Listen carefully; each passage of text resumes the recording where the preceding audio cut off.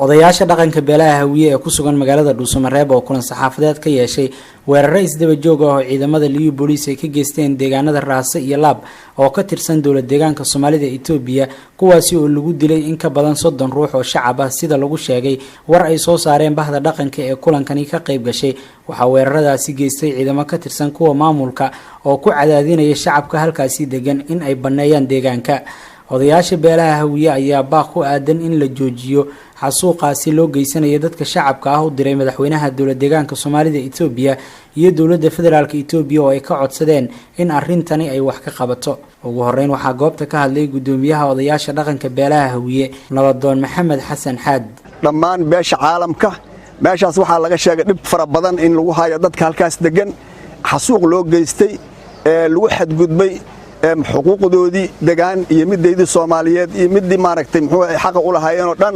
marka waxaan leenahay waxaan cambaarin dusha uga tuuraynaa dowlad deegaanka Soomaalida iyo madaxdiisa intaba oo aan ka reebaynin madaxweynaha Mustafa Cagjar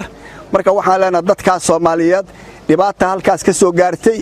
waxa lagu duudsiiyay xuquuqdooda aasaasiga ahayd waxay ku waayeen noloshoodii dad badan ilaa waxaan maqalnay shalay iyo doraadba inuu weerar ku socday ay dhinteen dad gaaraya 30 qof waagana ciidamada lagu daabula dhibkaasna waxa geystay dowlad deegaanka Soomaalida madaxdiisa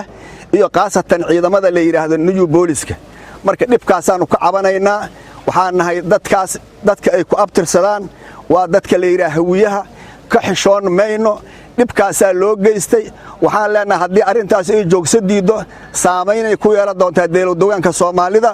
iyo meelo kaleba marka waxa dhibkaas waa inuu ka joogsadaa dadkaas shuruud la'aan waa in loo joojiyo xabadaas iyo dagaalkaas iyo xasuuqaas sidoo kale waxa goobta ka hadlay odayaasha dhaqanka deegaanadaasi dhibaatadu ka taagan tahay kuwaasi oo si gaar ah u faahfaahiyay dhacdooyinkii ugu dambeeyay ee deegaanadaasi ka dhacay